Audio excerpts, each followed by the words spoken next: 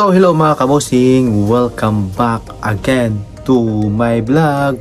So for today's video mga kabosing, ang pag-uusapan natin ngayon ay si CJ Opiasa at lalaban na siya sa Miss Grand International. So malakas ba talaga ang laban ni CJ Opiasa? Yan ang ating tatalakayin mga kabosing. At before anything else is nais ko muna kayong batiin na magandang umaga, magandang tanghali, at syempre magandang gabi po sa lahat po nanonood po sa aking YouTube channel.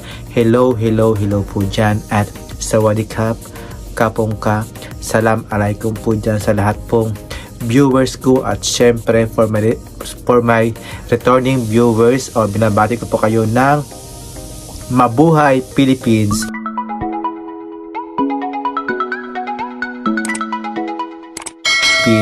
So ayan na mga kabosing, so nanalo na ngayon si CJ Opiasa at siya na ngayon yung magre-represent sa darating na Miss Grand International this starting October 3. So we have 3 days left mga kabosing, at lilipad na si CJ Opiasa papuntang Cambodia. Doon yung kanilang session.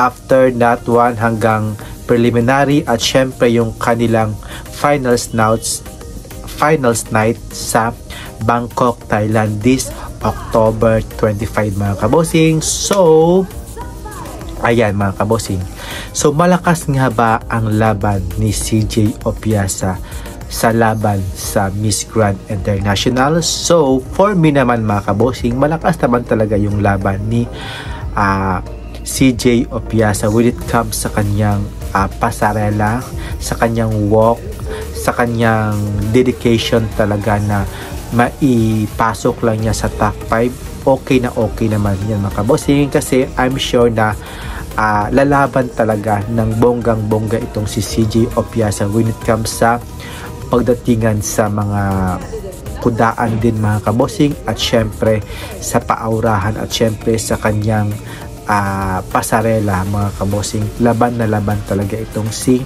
CJ Opiasa, at hindi ito magpapatalo kahit kanino man.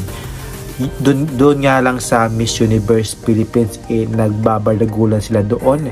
How much for pa dito sa Miss Grand, siya na nga yung kinununahan bilang isang Miss Grand International Philippines, at lalaban na nga siya. Kaya support natin si CJ Opiasa para makapasok sa semifinalist at magkakapasok din sa top 10, sa top 5 mga kabosing. At syempre gusto rin nating may uwi yung corona at sa kauna-unahang golden crown ng Miss Grand. Syempre mga kabosing, we are supporting CJ Opiasa sa kanyang journey, at please vote na lang din para po sa pa-dinner ni Mr. Nawat. Sa please likes, at syempre i-share nyo na rin po pati sa kanyang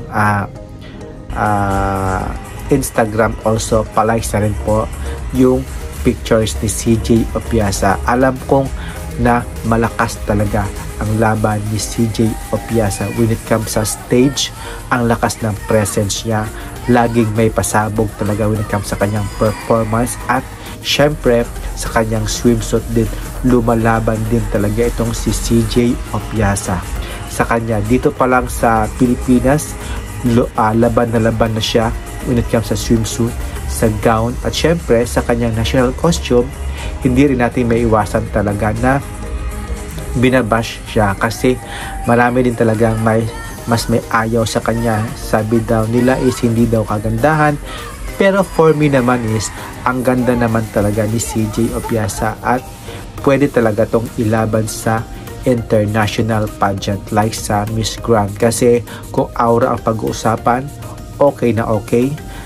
Pasarelang usapan, okay na okay. Communication na usapan, okay na okay. When it comes sa pasabog, okay na okay.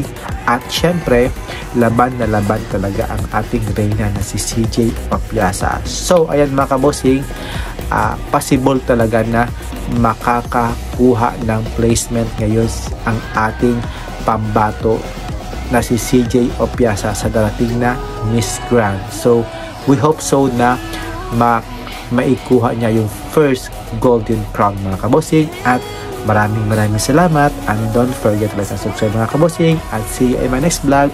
Please subscribe. Bye bye, keep safe po. Bye bye. Mwah.